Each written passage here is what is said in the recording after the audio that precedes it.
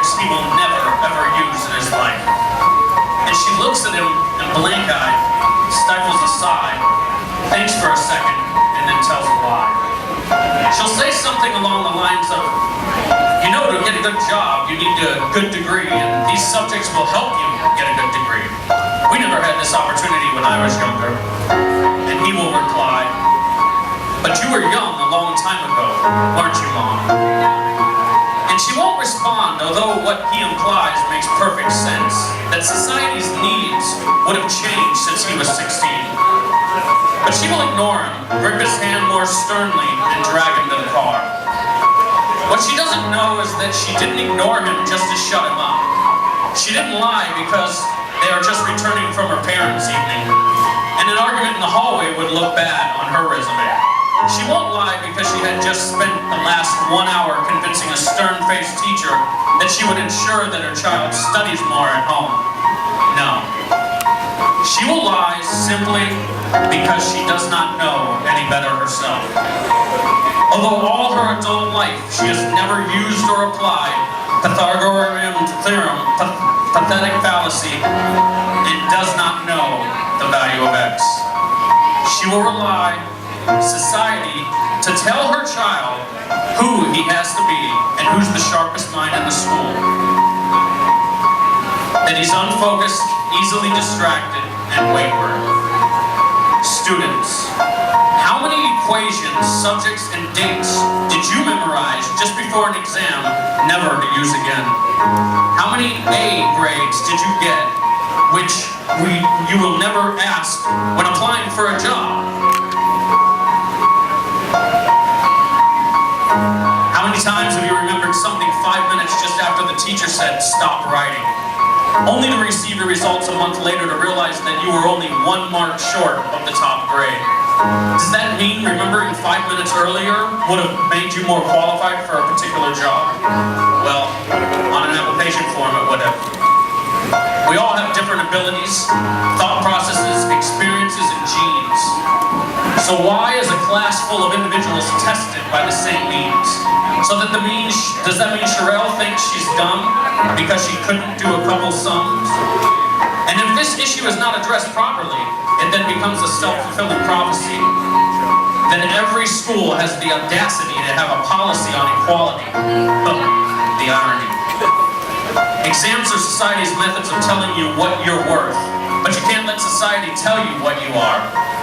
Because this is the same society that tells you that abortion is wrong but then looks down on teenage parents. The same society that tells you products to promote nature, hair, looks, and smooth complexion with a model on the box, half photoshopped, and has fake lashes and hair extensions. With pastors that preach charity but own private jets. Imams that preach against greed but are all fat. Parents that say they want educated kids but constantly marvel at how rich Richard Branson is. Governments that preach peace but endorse war, that say they believe so much in the importance of higher education and further learning, then they increase tuition fees every single year. I believe Miss Jefferson, when she took me into the office, said that my exams would be imperative to my success, because we were taught to always follow what Miss Jefferson said. When I took Jefferson out of the equation and learned to think for myself, I realized we were always taught to follow when misled. The irony.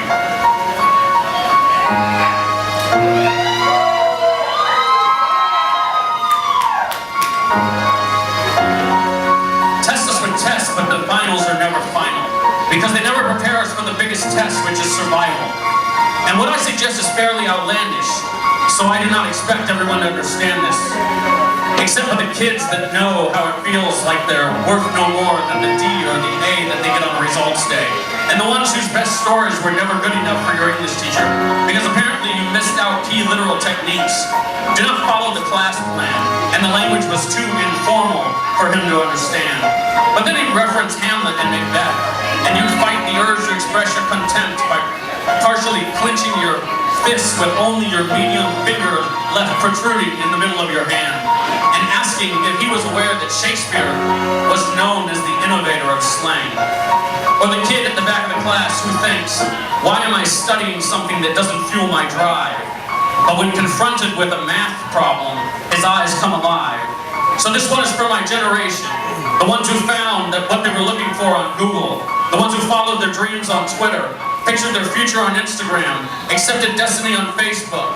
This one's for my failures and my dropouts, for my unemployed graduates, my shop assistants, cleaners and cashiers with bigger dreams, my self-employed entrepreneurs, my world changers, and my dream chasers.